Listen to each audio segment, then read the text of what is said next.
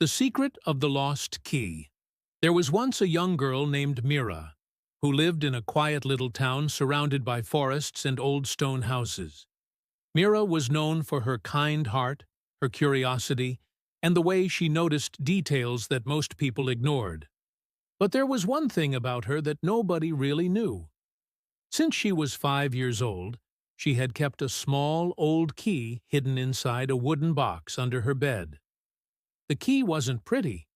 It was rusted, a little bent, and looked like it belonged to a door that no longer existed. But to Mira, it was priceless. It had been given to her by her grandfather on the very last day she saw him. He had knelt down, placed the key gently in her tiny hands, and told her only one thing. One day, this key will show you where you truly belong. Mira never forgot those words. After her grandfather passed away, the key became her most precious memory of him. Sometimes, when she felt sad or lost, she would hold the key tightly and imagine her grandfather smiling at her. Years passed, and life went on as usual. But one chilly autumn afternoon, something strange happened. Mira was walking home from the town library when she noticed an old house she had never really paid attention to before.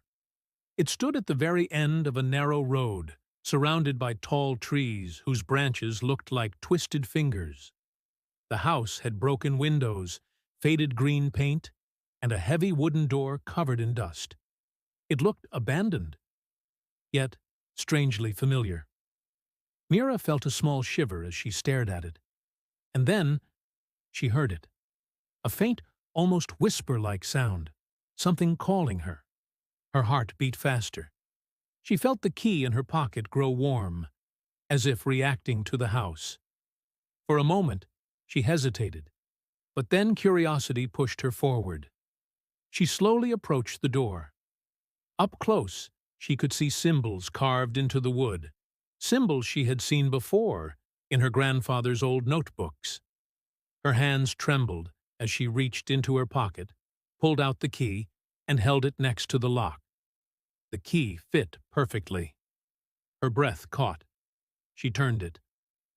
The door creaked open with a long, ghost-like sound. Inside, the house was dark but not scary. Dust floated in the sunlight coming through the broken roof. Old furniture stood exactly where it must have been left decades ago. And on the wall, just ahead of her, Mira saw a picture frame. She stepped closer, wiping the dust away with her sleeve. It was a picture of her grandfather, young, smiling, standing in that very same house. Mira's eyes widened. She had never known he lived here. Before she could think further, she noticed a small wooden chest on the table beneath the picture. On top of it lay a note, written in her grandfather's handwriting.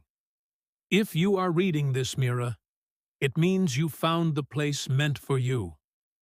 Her heart trembled. She carefully opened the chest. Inside were dozens of small objects. Old letters, photographs, and drawings. Memories her grandfather had kept hidden all his life. But there was something more. At the very bottom lay a small journal with her name engraved on it. She opened it slowly. The first page read, "My dear Mira, you have a curious spirit, a brave heart. I knew from the moment you were born that one day you would seek your own path. This house is part of your story, just as it was part of mine. I built this place when I was young, hoping one day someone who understood me would find it. That someone is you." Tears filled Mira's eyes. She felt warmth spread through her chest, like she could feel her grandfather standing beside her. The journal continued with stories from his life, lessons he learned, dreams he once had. And on the last page he wrote, "Whenever you feel lost, come back here. This house, this chest, and that little key, they are all reminders that you are never alone." Mira closed the journal and held it to her heart. For the first time in years, She felt truly connected to her grandfather again. The house, once abandoned and forgotten, no longer felt empty. It felt like a place waiting for her, waiting to become part of her life. She stepped outside, looked up at the sky and whispered, "Thank you, Grandpa." And from that day on, Mira visited the old house often. She cleaned it, fixed it, brought flowers, and filled it with new memories. The key that had once been just a mysterious object was now the bridge between her past and her future. And somehow, she knew her grandfather would have been proud.